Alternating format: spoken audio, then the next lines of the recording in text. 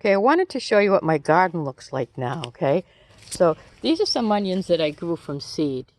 You know, onions don't like, as most vegetables that grow under the ground, whether they be tubers or bulbs or root vegetables, they don't like any weeds. So I'm so sick of them dying because I can't weed close enough. So I grow them on their own. So I'm growing all my onions from seed. You see, they're coming up pretty nicely. And then what I did is I put some straw on top. Straw on top so that no woods would blow in. I've got a lot of perennial herbs over here. That's the second year sage that's coming back. Okay, this is my lemon balm, doing very well. Second year parsley. We have some chives over here. You see the little flowers, on the chives. That'll make new chive babies. There's chives as well. Those two on the end are not chives. They look like chives, but they're crocus, believe it or not. I found them and I wanted to give them a home. So they're the first flower that comes out in the spring. So this is also more sage. And over, I think this is either lemon balm or mint. I don't have my basils out yet because it's still a little bit on the cool side. They like the sun. These over here, these are radish growing over here, and turnips over on this side. They're coming up quite nicely. Again, those are root vegetables, and I don't want them to have to deal with all the weeds because they will just say, go ahead, weeds, take over, and they'll die. So I put them in their own wooden tub. This wooden tub, or trough, has actually drainage holes in the bottom, so they can have some drainage in it. Over here you see these are spinach. Looks like one of them's taken. I believe that might be the lemon balm or a oregano or a mint. They're all in the same family. Over here I believe that might be tarragon. Over here something looks like it's getting, that's a rutabaga. Another rutabaga over here. Another, I think that one's a lemon balm. Some tarragon here. See, my garlic is doing very well. See, this is my hand, so it's getting really big. It will grow about 2 feet long. I have both hard neck garlic and soft neck garlic growing in this bed. Because it starts in October, I want it to be nice and warm, so I put down some cocoa shell mulch and a whole bunch of straw as well to keep it nice and warm. Okay, so this is also some chives. I need to cut that back.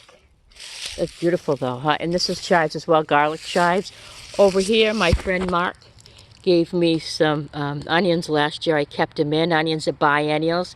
Second year, this will come to be go to seed, and then I'll have onion seeds. I won't have to buy anymore. These here are all onions here from onion sets. It means that they're little onion bulbs that I grow from purchase, and they're coming up quite nicely as well. They're not plants, they're just little tiny onion bulbs, and each one of those little onion bulbs grows a big onion, hopefully. We use long day onions here in Massachusetts, or if you try the short day onions, they won't grow here. They only grow down south. So I have a lot of them growing, and to save on space, I grow those in the cavities of my cinder blocks. You see more over here.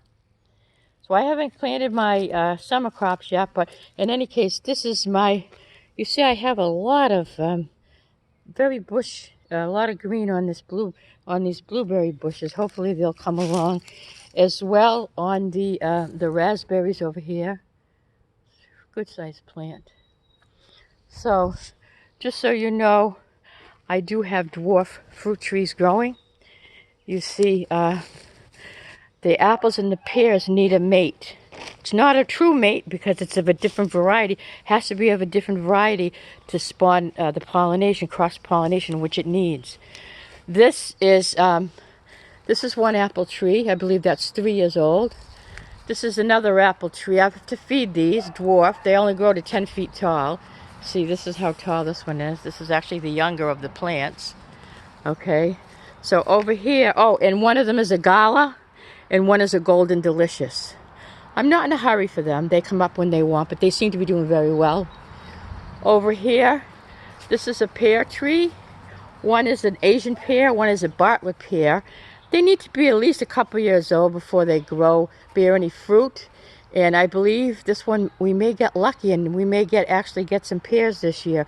It looks very healthy. I have to feed them though, and I have to give them their spring food. I actually, in the fall, I fed them and I coated the leaves with organic oil so that the bugs don't get at them.